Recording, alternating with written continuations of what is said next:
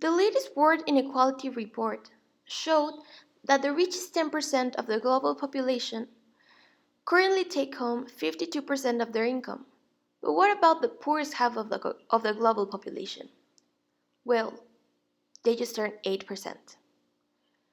But what does all of these facts mean? Economic inequality is one of the most concerning global challenges nowadays. The global average of income is $16 a day, but it's impressive how more than the 50% of the world's population lives in poverty conditions, with an average of less than $2 a day.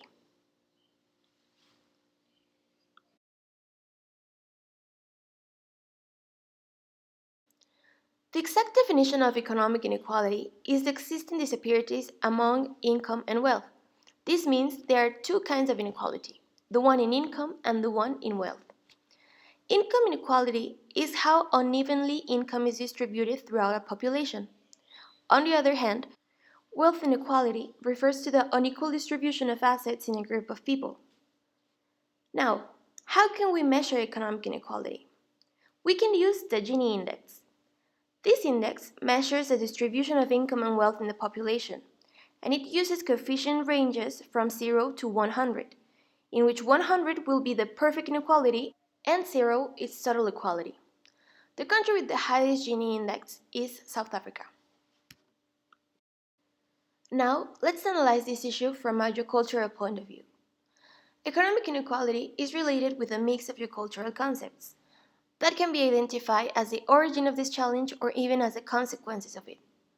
This global problem affects in different dimensions, like politics, society, economy, culture, and even environment. In this video, I will explain some of them. Number one is gender. When we talk about this aspect, we immediately think about discrimination, but this is not the only factor that causes this problem. We can measure gender income inequality with a metric called the gender pay gap. This index measures the difference between the pay in women and men and analyzes the concept of equal pay for equal work. The gender inequality is determined by several factors. The first one will be education. This involves skills, experience, and occupation. Number two will be location, because the gender pay gap is smaller in middle-income countries because these countries tend to have lower female participation in the labor force. Number three will be the age. The gender pay gap is larger for older workers. Besides these points, it is proven that women apply for lower payment jobs or simply they refuse to apply for any job because they have the fear of receiving an unfair treatment. And this will not exactly be considered discrimination, but it's more like a prejudice imposed decades ago. Fortunately, the gender pay gap has decreased in the last couple decades, and some countries have adopted some systems like the gender equality inheritance systems that protect women inheritance rights.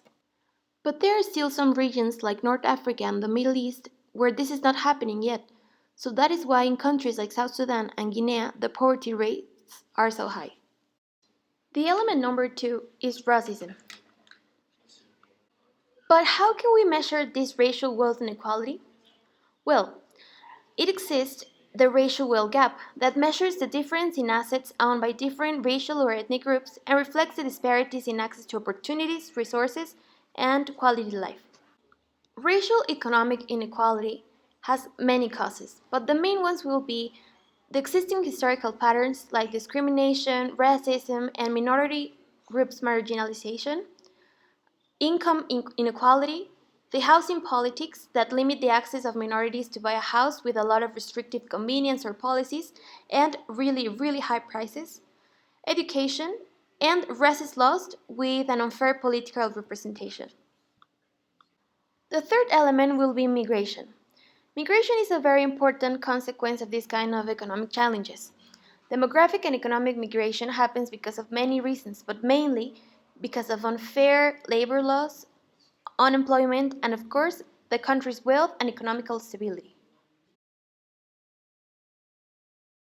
The main attraction factors for migrants in the economic aspects are they're looking for better salaries, better working positions, a better life, and a higher level of education.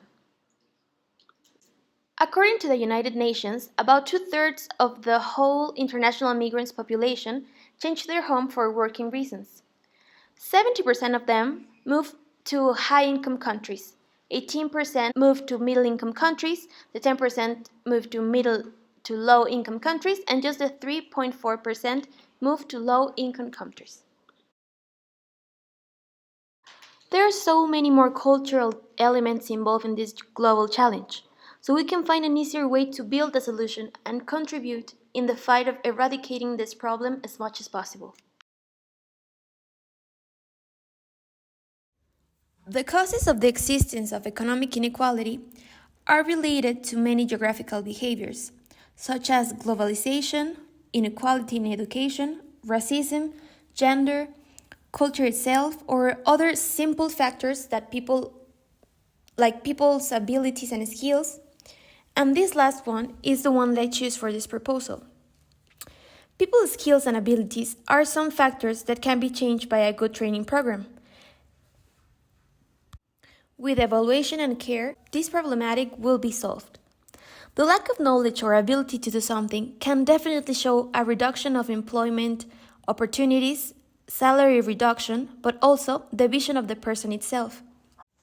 That is why this proposal is about creating programs all over the world, but mainly in countries with lowest rates of literacy and highest rates of unemployment and poverty, that give the vulnerable population lessons to improve their skills in any aspects, like language, writing, reading, or even how to use technology.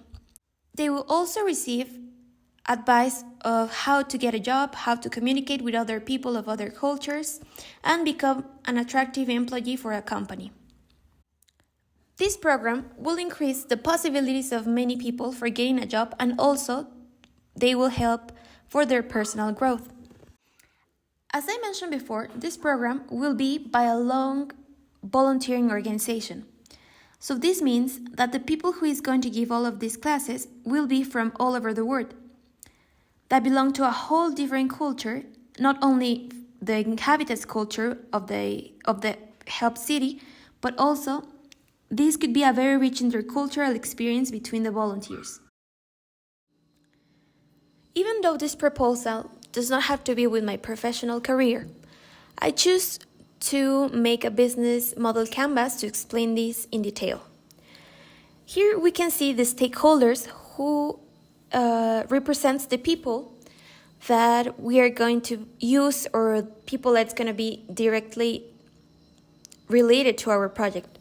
So the main stakeholders will be the international and also the local volunteers, the international and also the local professionals like doctors, teachers, or any other professionists, the non-governmental organizations that can help us to acquire some contacts or some money.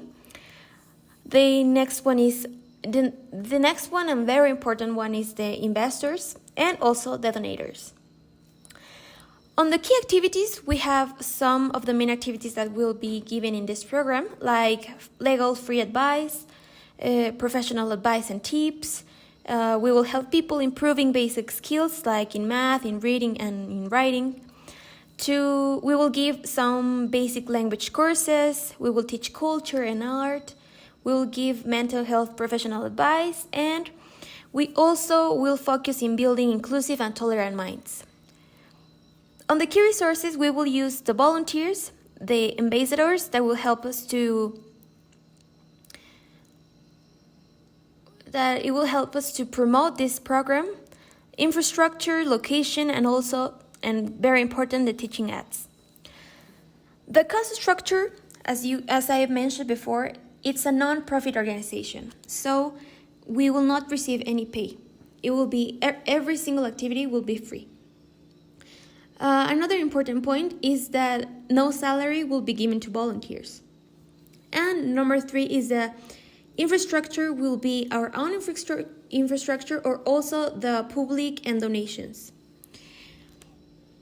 Our main clients or the people that we are helping will be migrants, unemployment population, women, children, and teenagers with no access to education, and the older population.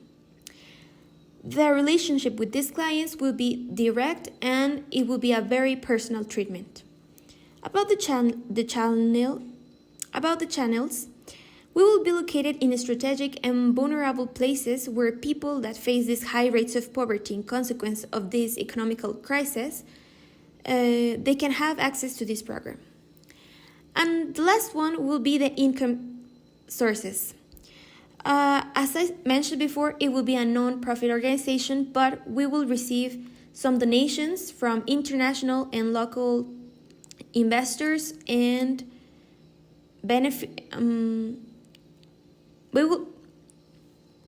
In conclusion, there are so many cultural elements involved in a global challenge, but it's very important to identify them in order to really make change.